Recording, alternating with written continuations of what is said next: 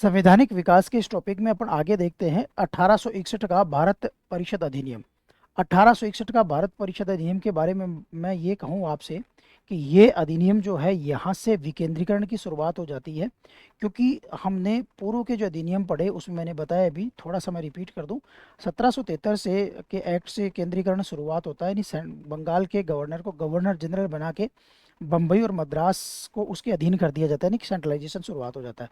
1833 में आकर के पूरे भारत का गवर्नर जनरल एक बना दिया जाए, सेंट्रलाइजेशन का पीक पॉइंट आ जाता है। इसके बाद में फिर क्रांति होती है। क्रांति के बाद में 1861 का जो अधिनियम है वो विकेंद्रीकरण की तरफ बढ़ता है। जो शक्तियां जैसे 1833 में आते आते तो बम्बई मद्रास के गवर्नर सबकी शक्तियां छीन ली गई थी, सारे के विधायी परिषदों को खत्म, गवर्नर जनरल के पास सारी शक्तियां केंद्रित कर दी गई थी। अब यहाँ से विकेंद्रीकरण की शुरुआत होती है और इस विकेंद्रीकरण की शुरुआत में देखो, पहला जो पॉइंट है अपना वो है गवर्नर जनरल की जो परिषद है, जो एग्जीक्यूटिव काउंसिल है, जो कार्यकारी परिषद है, उसका विस्तार किया गया। और ये परिषद का विस्तार कब किया गया? जब ये विधायी कार्य करेगी। जब ये परिषद विधायी कार्य करेगी उस समय इसमें सदस्यों की संख्या 6 से 12 तक हो सकती है। यानी जब ये परिषद विधायी कार्य करेगी तब इसमें सदस्य कम से कम 6 और अधिक से अधिक 12, यानी 6 से लेकर के 12 सदस्य हो सकते हैं इसमें। एक तो ये बढ़ा दिया गया इसमें। मतलब समझो कि गवर्नर जनरल की परिषद है, कार्यकारी परिषद तो एजुकेशन का काम करेगी भारत के लिए, ये बात हमने पहले भी वीडियो में की। और विधायी परिषद यानी गवर्नर जनरल जब विधान बनाएगा तब उसमें विधायी परिषद के तौर में 6 से लेकर के 12, यानी मिनिमम 6 और मैक्सिमम 12 तक के नए सदस्य उसमें और ऐड हो जाएंगे। और ये मिलकर के फिर क्या करेंगे? विधान बनाने का काम करेंगे, विधायिका का काम करेंगे। इस तरह से ये जो 6 से 12 सदस्य है वो एक तरह से विधायी कार्य करेंगे। और दूसरा जो पॉइंट है, इन्हीं 12 सदस्यों में, इसी विधायिका में भारतीयों का नामांकन भी किया गया। ये जो विधायिका है, जो गवर्नर जनरल की विधायिका है, इसमें भारतीयों का नामांकन, एक पॉइंट अलग है लेकिन मैं इसी में लिख देता हूँ, भारतीयों का नामांकन भी किया गया, यानी भारतीयों को भी इसमें शामिल किया गया। पहली बार शामिल करने का प्रोविजन किया गया। मैं ये कह सकता हूँ कि 1861 के एक्ट में कहा गया जो गवर्नर जनरल की जो विधायिका है उसमें भारतीय आ गए। और मैं यहाँ पे थोड़ी सी आपको एक कहानी बता दूं कि देखो 1861 में हम मतलब भारतीयों को गवर्नर जनरल की विधायिका में रखा गया, कार्यकारी एग्जीक्यूटिव में नहीं रखा गया। 1909 में हम एग्जीक्यूटिव में प्रवेश कर जाएंगे। 1909 का जब पार्लियामेंट सुधार अपन पढ़ते हैं तो वहाँ पर अपन एग्जीक्यूटिव में प्रवेश कर जाएंगे। और यहाँ पर हम लेजिस्लेचर में हमने एंट्री कर ली, वहाँ पर हम एग्जीक्यूटिव में प्रवेश कर जाएंगे। तो इस तरह से हमारी जो यात्रा है उसको आप देखोगे, जब भी ये चीज़ें आए आप एक साथ कंपेरिजन कर लिया करो, ज़्यादा फायदा होगा। यानी भारतीयों को भी नामांकित यानी नॉमिनेट करने का अधिकार यहाँ पे हुआ। अब नॉमिनेट कौन करेगा? गवर्नर जनरल ही करेगा। तो यानी इन भारतीयों को भी नामांकित यहाँ पे किया जा सकता है। और इसी के तहत 1862 में, इसी के तहत क्या हुआ? 1862 में लॉर्ड कैनिंग के द्वारा 3 भारतीयों को, गैर सरकारी सदस्यों को, देखो बाकी तो हो गए सरकार के सदस्य, लेकिन सरकार के सदस्यों के अतिरिक्त जो भी परिषद में आते थे उनको कहा जाता था गैर सरकारी सदस्य। तो यानी गैर सरकारी सदस्य यहाँ पे कौन हो गए? भारतीय। तो इसी का उदाहरण देखें कि भारतीय कब आए, तो 1862 में। किसके द्वारा? लॉर्ड कैनिंग द्वारा। कैनिंग द्वारा 3 भारतीयों को मनोनीत किया गया, 3 भारतीयों को नॉमिनेट किया गया, नॉमिनेट किया गया 3 भारतीयों को। कब? 1862 में। इस एक्ट में प्रोविजन किया गया, 1861 के एक्ट में प्रोविजन किया गया। इसी प्रोविजन के तहत लॉर्ड कैनिंग ने 3 भारतीयों को, और 3 भारतीय कौन थे? गैर सरकारी सदस्य, गैर सरकारी सदस्य, क्योंकि नॉन ऑफिशियल मेंबर कहलाएंगे ये, क्योंकि सरकारी सदस्य नहीं कहलाएंगे। वो सरकारी सदस्य तो जो गवर्नर जनरल की काउंसिल की जो परिषद में चले आ रहे थे वो सरकार की तरफ से थे, ये गैर सरकारी सदस्य हो गए। और 3 भारतीय कौन थे? इनका नाम हमेशा ध्यान में रखना क्योंकि पूछा जा सकता है। एक तो थे बनारस के राजा राजेश्वर सिंह। इन 3 भारतीयों में पहला था बनारस के राजा राजेश्वर सिंह। पहला जो भारतीय था वो बनारस के राजा कौन थे? राजेश्वर सिंह। दूसरा थे महाराजा पटियाला, यानी पटियाला के महाराजा, महाराजा पटियाला।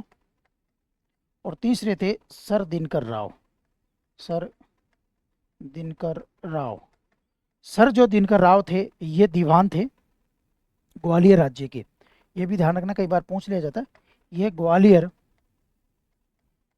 राज्य के दीवान थे। तो इस प्रकार गवर्नर जनरल की का जो परिषद थी, जब वो विधायिका का काम करती, तो उस परिषद में लॉर्ड कैनिंग के द्वारा 1862 में 1861 के एक्ट के तहत ही 3 भारतीयों को नामांकित किया गया, नॉमिनेट किया गया। इन 3 भारतीयों के नाम ये थे। तो ये आपको पूछा जा सकता है। इस तरह देखो, हमारा रिप्रेजेंटेशन है, हमारा प्रतिनिधित्व, इसलिए ये प्रतिनिधित्व अधिनियम भी आप कह सकते हो, प्रतिनिधि संस्थाओं की शुरुआत भी यहाँ से आप कह सकते हो। चाहे देखो, ये तीनों जो लोग थे जिनको प्रतिनिधित्व दिया गया, जिनको परिषद में शामिल किया गया, ये तीनों अंग्रेज मतलब भक्त थे और अंग्रेजों ने अपने हिसाब से इनको किया। लेकिन कम से कम एक प्रतिनिधित्व प्रणाली की शुरुआत तो हुई, यानी प्रतीकात्मक एक भागीदारी थी कि, लेकिन वो प्रतीकात्मक जो भागीदारी है उसकी शुरुआत तो हुई। ठीक है, पहला ये हुआ। दूसरा पॉइंट अपन इसमें देखते हैं, विकेंद्रीकरण की शुरुआत होती है यहाँ पे, जो कि मैंने शुरू में बताया, विकेंद्रीकरण या डिसेंट्रलाइजेशन की शुरुआत।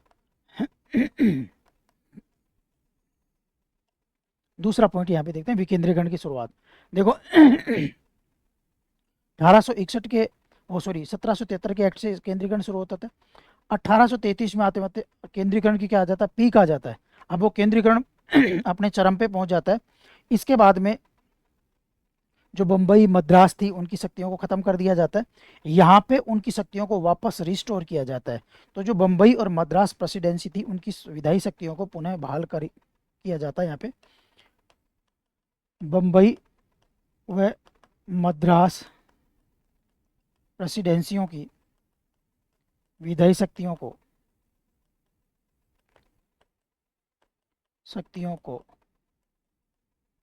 पुनः बहाल कर दिया गया, यानी इनको पुनः प्रदान कर दी गई।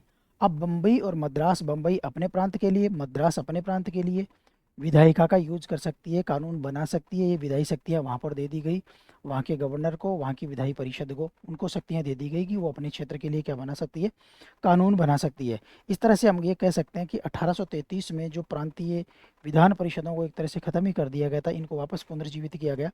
और दूसरी बात, इस एक्ट में विकेंद्रीकरण वाले प्रोविजन में एक चीज़ और जोड़ी गई कि आवश्यकता हो तो अन्य राज्यों में भी विधान परिषदों की स्थापना की जा सकती है।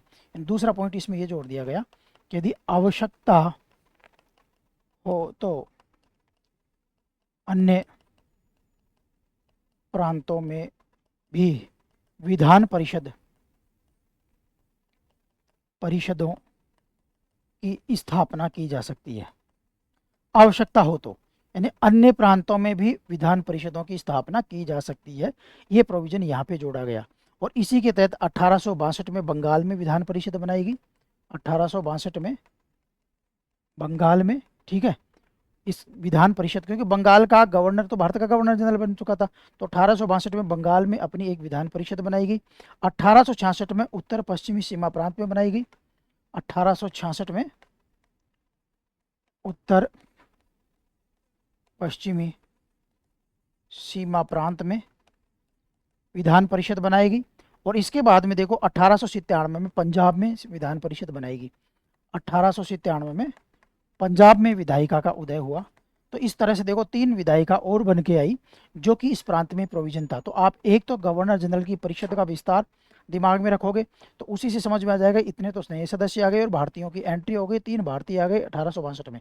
वो सारे पॉइंट है ना, अलग अलग नहीं पढ़ना। यदि कहानी की तरह पढ़ोगे तो वो कम से कम 4-5 पॉइंट थे, बट कहानी की तरह एक ही जगह आ गए वो।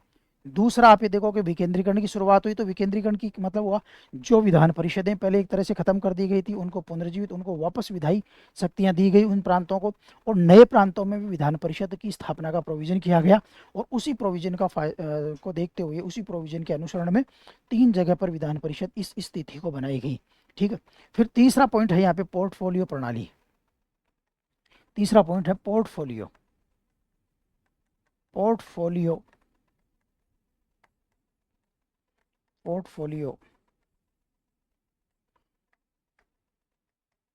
प्रणाली की शुरुआत की गई। अब पोर्टफोलियो क्या होता है? पोर्टफोलियो यानी विभागीय व्यवस्था, जिसको अपना बोलते हैं हिंदी में। लेकिन मैंने हिंदी नहीं लिखी, क्योंकि आप चाहे तो इसमें कहीं ना कहीं आप नोट्स बनाओ तो लिख सकते हो, बट मैंने नहीं लिखी। क्योंकि मैंने इसलिए नहीं लिखी क्योंकि विभागीय व्यवस्था बहुत कम पूछा जाता है। इंग्लिश वर्जन ध्यान रखोगे पोर्टफोलियो तो फायदे में रहोगे। यदि आप विभागीय व्यवस्था लिखवा दूंगा और एग्जाम में शब्द ही पोर्टफोलियो आ गया तो दिक्कत हो जाएगी। इसलिए विभागीय व्यवस्था की यहाँ पे शुरुआत होती है। मैं थोड़ा सा इसका बैकग्राउंड बता दूं कि 1859 में पोर्टफोलियो व्यवस्था को लॉर्ड कैनिंग द्वारा शुरुआत की गई थी। लॉर्ड कैनिंग द्वारा प्रारंभ किया गया था इसको, और बाद में इस एक्ट में शामिल हो गई है, इसको एक्ट में शामिल कर लिया गया। तो ये पहले तो मैं ये समझा दूं कि पोर्टफोलियो क्या है। इससे पहले एक डाटा ध्यान रख लो कि 1859 में कैनिंग ने पोर्टफोलियो व्यवस्था शुरुआत कर दी थी। मतलब ये हुआ कि ये एक्ट की नई उपज नहीं थी, ऐसा नहीं था, एक्ट में पहली बार आया। भारत में पोर्टफोलियो प्रणाली की शुरुआत 1859 में कैनिंग ने अपने स्तर पर कर दी, बाद में इसे एक्ट में शामिल किया गया। एक बात तो ये ध्यान रखना। अब मैं समझा देता हूँ पोर्टफोलियो है क्या। पोर्टफोलियो का मतलब ये होगा, आज का जैसे कैबिनेट है, मंत्री, कैबिनेट में हर मंत्री को क्या होता है, एक विभाग या एक से ज़्यादा विभाग का प्रभारी अधिकारी बनाया जाता है, और उस विभाग से संबंधित जो निर्णय हैं वो उसके द्वारा लिए जाते हैं। तो पोर्टफोलियो भी ऐसी व्यवस्था है कि विभाग दे दिए जाएंगे, जो गवर्नर जनरल की जो कार्यकारी परिषद है, यानी जो सरकारी सदस्य है, उन कार्यकारी सदस्यों को, प्रत्येक सदस्य को भारत के एक या एक से ज़्यादा विभाग, जैसे शिक्षा हो गया, चिकित्सा हो गया, गृह हो गया, कृषि हो गया, सिंचाई हो गया, जो भी है, तो एक या एक से ज़्यादा विभाग एक व्यक्ति को दे दिए जाएंगे, गवर्नर जनरल की कार्यकारी परिषद के को, और वो व्यक्ति क्या करेगा, उस विभाग की जिम्मेदारी उस व्यक्ति पे होगी, उस विभाग से रिलेटेड डिसीजन लेने का पावर जो है उस व्यक्ति को दिया जाएगा। यही व्यवस्था विभागीय व्यवस्था है, जो कि आज की मंत्रिमंडलीय व्यवस्था भी आप इसको कह सकते हो। मतलब याद करने के हिसाब से कोरिलेट कर सकते हो कि जो आज मंत्रिमंडलीय व्यवस्था है, जिसमें एक मंत्री को एक या एक से ज़्यादा विभागों का प्रभारी बनाया जाता है। जैसे मान लो किसी को एजुकेशन मिनिस्टर बना दिया, तो शिक्षा से रिलेटेड डिसीजन वो लेगा, शिक्षा से रिलेटेड अलग अलग प्रकार के डिसीजन विभिन्न स्तरों पर क्या लिया जाना चाहिए, क्या सुधार होना चाहिए, ये डिसीजन उस व्यक्ति के द्वारा लिए जाएंगे। ऐसे ही विभागीय व्यवस्था में एक गवर्नर जनरल की जो कार्यकारी परिषद है, उसके एक व्यक्ति को एक या एक से ज़्यादा विभाग दे दिए जाते थे, और विभागों से रिलेटेड वो डिसीजन लेता था। तो मोटे तौर पे इसमें देखें तो आपके तीन बड़े परिवर्तन हैं। पहला, गवर्नर जनरल की कार्यकारी परिषद का विस्तार किया गया। अब उस विस्तार में क्या किया गया कि उसकी विधायिका का जो विधायी जब वो कार्य करती थी, तो विधायी कार्य करने के लिए उसके सदस्य 6 से 12 कर दिए गए, पहला।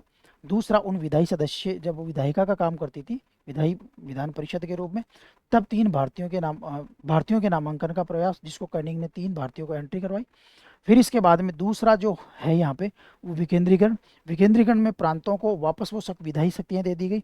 अब प्रांतों को विधायी शक्तियाँ दे दी गई, तो प्रांतों के गवर्नर के पास वो शक्तियाँ आ गई जो पहले गवर्नर जनरल के पास हुआ करती थी।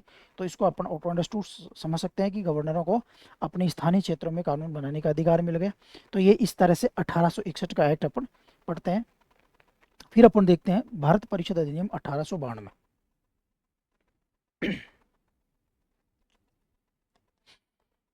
भारत परिषद अधिनियम 1892, यानी काउंसिल ऑफ इंडिया एक्ट 1892, यानी भारत परिषद अधिनियम 1892। अब देखिए यहाँ पे एक शुरुआत, जो यहाँ पे पहली बार हमें प्रतिनिधित्व दिया गया, हमारी एंट्री हुई, अब उसमें थोड़ा थोड़ा बढ़ती होने शुरू हो जाएगी। सबसे पहले तो हम एंटर ही हुए विधायिका में एंटर हुए, तो हमने कहा कि भाई एंटर करने से क्या फ़ायदा है, जैसे कहानी की तरह आप इसको समझो। तो पहले तो हम एंटर हो गए। अब हमने ये कहा कि भाई एंटर करने से क्या फ़ायदा है, हमें कुछ तो और राइट दिए जाने चाहिए। हम प्रश्न नहीं पूछ सकते, बजट पर हम चर्चा नहीं कर सकते। तो ये यदि हमें नहीं दिया जा रहा है, तो विधायिका में बैठने का क्या फ़ायदा, आप हमें तो मूर्ति बना करके बिठा दी। जब ये मांगे हुई तो सरकार ने कहा ठीक है, आपको ये भी दे दिया, तो 1892 में ये भी दे दिया जाएगा। फिर वो कहेंगे कि यार प्रश्न तो पूछने का अधिकार दे दिया, लेकिन प्रश्न पे और प्रश्न, यानी पूरक प्रश्न, सप्लीमेंट्री क्वेश्चन पूछना हो, तो वो राइट तो आपने हमें दिया ही नहीं, ठीक है। और हमको किसी किसी चीज़ पर संकल्प लाना हो, प्रस्ताव लाना हो, तो वो राइट भी नहीं दिया, ठीक है ये भी दे दो, तो 1909 में ये दे दिया गया। तो आप देखोगे ना, तो धीरे धीरे धीरे क्रमिक विकास, इसीलिए कहते हैं कि हमें जो सुविधाएं, जो अधिकार मिले, उनमें लगातार हर एक्ट में कुछ ना कुछ नए अधिकार हमें देते गए। और आप इसको हिस्ट्री से इस तरह से जोड़ सकते हो, क्योंकि हमारे कांग्रेस जैसी संस्था इस समय उभर करके आ गई थी, और उनके द्वारा निरंतर डिमांड की जा रही थी भारतीयों को, उनको संतुष्ट। 2 धड़े बन गए थे, एक उग्रवादी, उदारवादी, और एक उग्रवादी अपन कहते हैं जिसको। तो दोनों धड़ों में जो उदारवाद था, जो मॉडरेट थे, इनको खुश करना था, तो इनको खुश करने के लिए, क्योंकि उनको लगा कि यदि दोनों ही अपने विरोध हो गए तो भारतीय एक जगह ही इकट्ठे हो जाएंगे, इसलिए उसको बैलेंस करने के लिए भी इन्होंने ये एक्टों की श्रृंखला, लेकिन जो भी हो हमारे एक संवैधानिक विकास के रूप में भी हम इसको देखते हैं। तो अब यहाँ पर विधान परिषदों के आकार में वृद्धि, ये जो चीज़ है ना, मैं पॉइंट यहाँ पे लिखूंगा। उससे पहले मैं आपको बता दूं कि विधान परिषदों के आकार में वृद्धि अब लगातार आपको होती ही मिलेगी। विधान परिषदों का आकार लगातार आपको बढ़ता हुआ मिलेगा। तो विधान परिषदों के आकार में वृद्धि हुई, पहला पॉइंट। जो विधान परिषदें बनाई गई थी के आकार में वृद्धि की गई यहाँ पे, यानी उसकी संख्या बढ़ा दी गई। आकार में वृद्धि, क्योंकि देखो पहले संख्या इतनी कम थी छोटी संख्या थी। अब धीरे धीरे संख्या बढ़ाएंगे तो भारतीय लोग और ज़्यादा आएंगे, लेकिन फिर भी इन्होंने ये किया गया कि गैर सरकारी सदस्यों की संख्या तो बढ़ाई यहाँ पे, लेकिन बहुमत सरकारी सदस्यों का ही रहा। यानी यहाँ पे मैं ये लिख सकता हूँ कि गैर सरकारी सदस्यों की संख्या में वृद्धि की गई, परंतु बहुमत सरकारी सदस्यों का रहा, सदस्यों का रहा। ये आप ध्यान रखना, समझ गए। सरकारी सदस्य जो सरकार के गवर्नर के अपने हैं, गैर सरकारी एक तरह से भारतीय हो गए यहाँ पे। तो गैर सरकारी सदस्यों की संख्या तो बढ़ा दी है, पहले से ज़्यादा कर दी यहाँ पे, लेकिन फिर भी चाहे केंद्र की विधायिका हो चाहे प्रांतों की विधायिका हो, सब में गैर सरकारी सदस्यों का ही बहुमत बना रहा। लेकिन बात तो सोचो, सदस्य की संख्या तो हमारी बढ़ी, हम पहले उनके आसपास तो आए, बहुमत तो उनका ही रहा, लेकिन फिर भी आसपास आए। और देखिए 1909 में जाकर के हमारे जो प्रांतीय विधान परिषदें थी वहाँ पर जाकर के हमारे गैर सरकारी सदस्यों का बहुमत सरकारी सदस्यों के ऊपर हो गया एक तरह से। यानी उसमें ये कह दिया गया कि गैर सरकारी सदस्य बहुमत में हो सकते हैं, ज़्यादा हो सकते हैं, जबकि यहाँ पे अभी तक बहुमत सरकारी सदस्यों का ही था। 1909 में हम प्रांतों में गैर सरकारी सदस्यों के बहुमत की तरफ जाने में कामयाब हो जाते हैं, बाहर धीरे धीरे अपन उधर भी कामयाब हो जाते हैं, लास्ट में कहते हैं भाई आप घर जाओ। तो ये जो कहानी है ना, उसको आप हर जगह इस तरह से एक एंगल से देख लिया करो, जिससे कि नहीं तो आपको एक्टों को रटना पड़ेगा। एक्टों को नहीं रटना है, कहानी की तरह समझना है, तो एक कहानी की तरह इनको कोरिलेट कर लिया करो। फिर दूसरा, हमें क्या किया गया, बजट पे चर्चा करने का अधिकार दिया गया। बजट पर चर्चा प्लस कार्यपालिका से प्रश्न पूछने का अधिकार दिया गया। हमें प्रश्न क्वेश्चन पूछने का अधिकार दिया गया।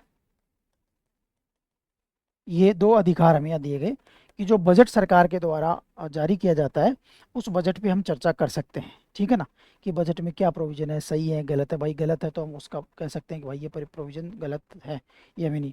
लेकिन हमें बजट पर चर्चा का तो अधिकार दिया गया, परंतु मतदान का अधिकार अभी भी नहीं दिया गया। परंतु मतदान का अधिकार नहीं दिया गया। चर्चा तो कर लो भाई, कितना ही कर लो, लास्ट में मतदान में आपको अधिकार नहीं है। तो इस तरह से एक तरह से यहाँ पे देखो, लेकिन हमारी शुरुआत तो हुई, हमने बात तो करना शुरू की बजट पे। इसी तरह से हमें यहाँ पे देखो, कार्यपालिका से हम प्रश्न तो पूछ सकते थे, लेकिन प्रश्न का मतलब तो ये हो गया कि आपने, जैसे मान लो कोई एक कार्यपालिका से एक प्रश्न पूछते हैं अपन कि आपने वहाँ पे जो बांध बनाया, आपने या वहाँ पे जो आपने ये काम किया उससे हम सहमत नहीं, क्योंकि उससे इतने लोगों का नुकसान हुआ, इस पर आप क्या कहोगे। अब वो जो भी जवाब देते ना, उस पर अपन सप्लीमेंट्री क्वेश्चन नहीं पूछ सकते थे, यानी क्वेरी नहीं कर सकते थे उसके ऊपर, सप्लीमेंट्री क्वेश्चन अपन नहीं पूछ सकते थे। पूरक प्रश्न पूछने का अधिकार हमको नहीं दिया गया। तो यानी प्रश्न पूछने का अधिकार तो दिया गया, एक तरफ कुछ तो राइट दिए, लेकिन पूरक प्रश्न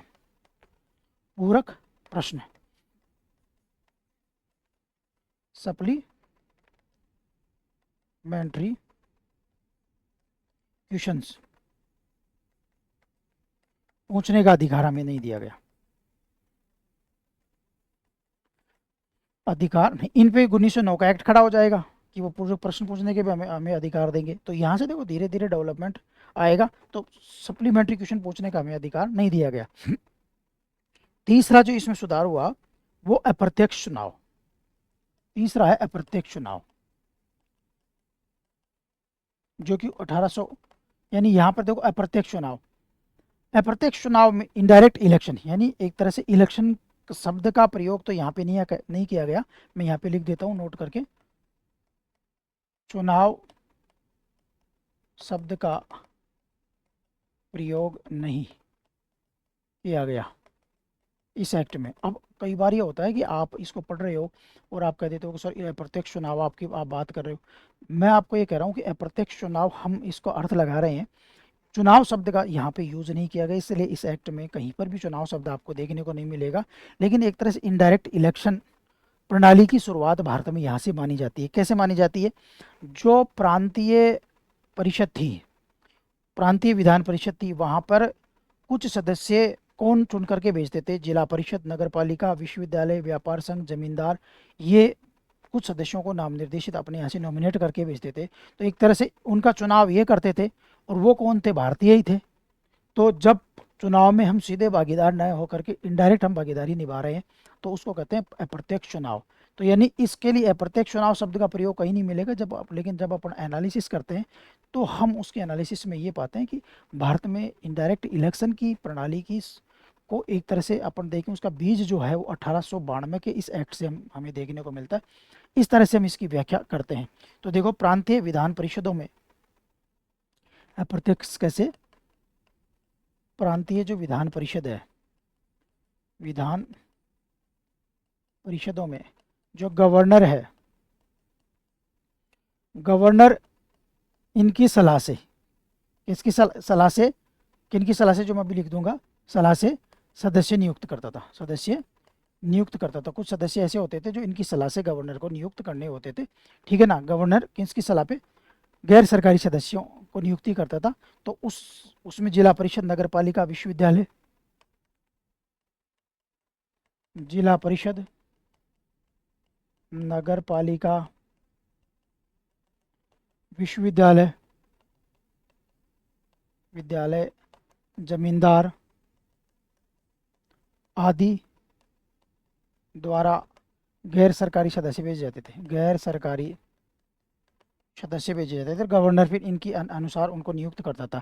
हालांकि गवर्नर के पास वीटो था, वो चाहता तो नहीं भी नियुक्त करता, लेकिन एक तरह से एक प्रणाली का शुरुआत हुआ जिसमें जिला परिषद, नगर पालिका, विश्वविद्यालय, व्यापार संघ, जमींदार, चैम्बर ऑफ कॉमर्स, इनकी सिफारिश पर, इनकी सलाह पर गैर सरकारी सदस्यों के नियुक्त करने की शक्ति दी गई गवर्नर को। तो गवर्नर के पास ये कुछ नाम भेजते।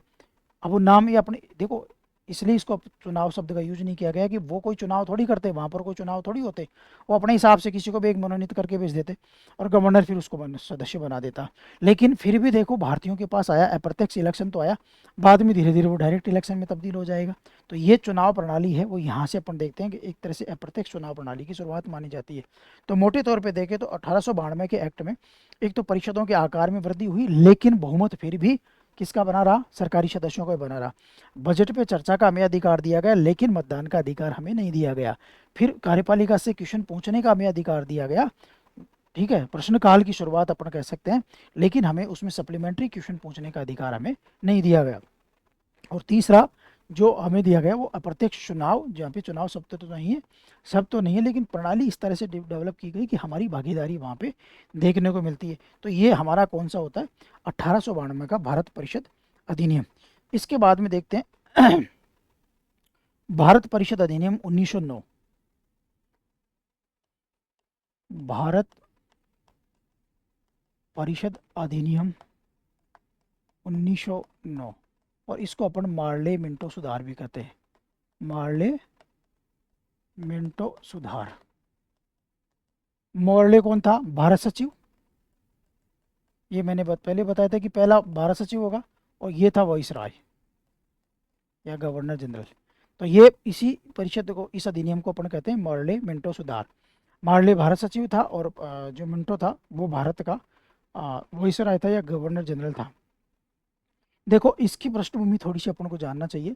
भारत परिषद अधिनियम, अब देखो जो परिषद अधिनियम है 61 का पड़ा, 92 का पड़ा, उनका नाम है परिषद अधिनियम। इसका मतलब हुआ जो गवर्नर जनरल की परिषद है उनमें सुधार इसमें निरंतर देखने को मिलेगा। शुरू में परिषद की संख्या बढ़ाई गई, फिर धीरे धीरे उसमें भारतीय लाए गए, फिर उसमें प्रश्न पूछने का अधिकार दिया गया। कुल मिला के सारा सुधार है ना हमें परिषदों में देखने को मिलेगा, इसलिए इसको परिषद अधिनियम अपन बोलते हैं। 1905 में, थोड़ा बैकग्राउंड में इसका बता देता हूँ ताकि समझने में ज़्यादा आसानी होगी, और एक्ट इसके प्रोविज़न भी अपन को याद हो जाएंगे। 1905 में बंगाल विभाजन हो जाता है। तो बंगाल विभाजन के बाद में पूरे बंगाल में, और ये कहूँ तो भारत के भी बहुत क्षेत्रों में, स्वदेशी आंदोलन की शुरुआत हो जाती है, जो मुख्य रूप से बंगाल में था। इस स्वदेशी आंदोलन से जनता में अंग्रेजों को लेकर के जो असंतोष उत्पन्न होता है, उस असंतोष का परिणाम ये स्वदेशी आंदोलन होता है। अब अंग्रेजों के सामने ये समस्या थी कि यार जनता के इस असंतोष को हमें कम करना है, तो उसके लिए कुछ जनता को कुछ लॉलीपॉप दे, जनता को कुछ और प्रोविज़न दे दें कि लो आपको लिए और हमने ये प्रावधान कर दिए गए। तो उस दिशा में ये अधिनियम ज़रूरी था। दूसरी बात, मुस्लिम जो अभिजात्य वर्ग है, मुस्लिम में एक अभिजात्य जो अपर क्लास है मुस्लिम का, उसका एक शिष्टमंडल, शिमला प्रतिनिधिमंडल जिसको अपन कहते हैं, वो 1 अक्टूबर 1906 को वाइसराय लॉर्ड मिंटो से मिलता है, मुस्लिम अभिजात्य वर्ग का। और वो वहाँ मिंटो के पास जाकर के, शिमला में जाकर के मिलता है, शिमला प्रतिनिधिमंडल बोलते हैं उसको, 1906 में। और वहाँ जा कर के वाइसराय से कहता है भाई हमें सेपरेट इलेक्टोरेट दो, आप पृथक निर्वाचन प्रणाली दो हमें, यानी पृथक निर्वाचन मंडल हमें दो। देखिए मैं पृथक निर्वाचक मंडल समझा देता हूँ आपको। पृथक निर्वाचक मंडल का मतलब ये हो गया कि वहाँ पर सदस्य भी खड़ा होगा, वो मुस्लिम होगा, और जो वोटर होंगे वो भी मुस्लिम होगा। यदि ये सिखों के लिए की जाती है तो सदस्य भी सिख होगा और वोटर भी सिख होंगे। ये यदि यूरोपियन के लिए की जाती है तो सदस्य भी यूरोपियन होगा, यानी खड़ा होने वाला भी इलेक्शन में यूरोपियन होगा, और वोटर भी केवल ही यूरोपियन होंगे, और बाकी चाहे वहाँ पे कितने भी हो। आज भी हम देखते हैं भारत में हमारा संविधान एससी और एसटी को रिजर्वेशन देता है, और एससी एसटी के रिजर्वेशन के हिसाब से कुछ सीटें जो एससी एसटी के लिए रिजर्व रखी जाती है, लेकिन वो सेपरेट इलेक्टोरल नहीं कहा जाता, ठीक है ना। उसको अपन कभी भी ये नहीं कहते कि वो अपना क्या है, सेपरेट इलेक्टोरल है, इलेक्टोरेट है। क्यों नहीं कहते? क्योंकि वहाँ पे सदस्य तो एससी का होगा खड़ा, लेकिन वोटर सारे होंगे, हर कम्युनिटी के होंगे। इसका मतलब वहाँ ये नहीं है कि वोटर भी एससी के होंगे। जब सदस्य भी एससी का हो, वोटर भी एससी के हो, और बाकी वोटरों को वोट डालने का अधिकार नहीं हो, तो उसको कहते हैं पृथक निर्वाचक मंडल। लेकिन ये इस समय मांग की गई इस प्रतिनिधि मंडल के द्वारा। फिर मुस्लिम लीग की स्थापना भी 1906 में हो जाती है, उसके द्वारा भी मुसलमानों के प्रतिनिधित्व देने की बात की जाती है। तो इन सभी के बीच में ये अधिनियम निकल करके आता है जिसको कहते हैं मार्ले मिंटो सुधार। तो इसलिए यहाँ पे मुस्लिमों के लिए पृथक निर्वाचन मंडल की व्यवस्था यहाँ पे की जाती है। तो वो इसका बैकग्राउंड मैंने बताया ताकि आपको ये याद रह सके। तो पहला, विधायी परिषद का विस्तार यहाँ पे किया गया। पहला, गवर्नर जनरल की जो विधायी परिषद थी, अब उसको विधायी परिषद कहते हैं अपन, पूरी परिषद नहीं कहते हैं, परिषद का विस्तार यहाँ पे किया जाता है। क्या विस्तार किया जाता है गवर्नर जनरल की विधायी परिषद का? पहला पॉइंट अपन देखते हैं, जो गवर्नर जनरल की विधायी परिषद थी उसकी संख्या को बढ़ा दिया जाता है, 16 से 60 तक उसमें सदस्य कर दिए जाते हैं। संख्या वृद्धि, पहला, विधायी परिषद की संख्या वृद्धि, वो 16 से 60 तक, यानी 60 तक इसमें सदस्य हो सकते हैं। यानी गवर्नर जनरल की जो विधायी परिषद है उसमें सदस्यों की संख्या बढ़ा के क्या कर देते हैं, 60 तक रहते हैं। लेकिन इस विधायी परिषद में फिर भी सरकारी सदस्यों का बहुमत रहता है,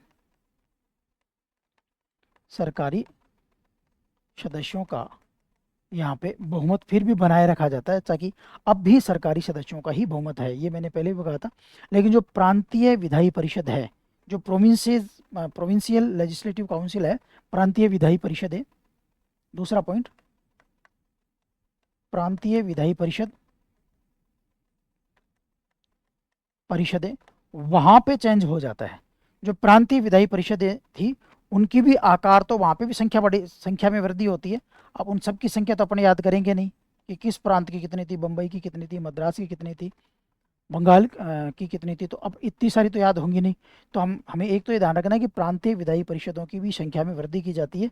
लेकिन यहाँ पे गैर सरकारी सदस्यों के बहुमत की अनुमति दे दी जाती है इस एक्ट में। यानी ये कह दिया जाता है कि इसमें गैर सरकारी सदस्यों का बहुमत हो सकता है, सदस्यों के बहुमत की अनुमति। तो पहली बार प्रांतों में गैर सरकारी सदस्यों का बहुमत एक तरह से हो जाता है। और ये जो गैर सरकारी सदस्य, यानी पहली बार ये देखो प्रांतों में भारतीयों का बहुमत हो जाता है, ये कह सकते हैं अपन। प्रांतों की विधायी परिषदों में किसका बहुमत हो जाता है? भारतीयों का बहुमत हो जाता है। नॉन ऑफिशियल जो मेंबर थे उनके बहुमत की बात यहाँ पे कह दी गई। तो एक तो विधायी परिषद का विस्तार किया गया। जो विधायी परिषद एक तो गवर्नर वाली है, उसमें तो एक ही है, इसलिए अपन संख्या ध्यान रख सकते हैं, 60 तक इसमें कर दिया गया। लेकिन बहुमत किसका रहा? सरकारी सदस्यों का ही बना रहा। दूसरा हम कहते हैं कि प्रांतों की विधायी परिषद।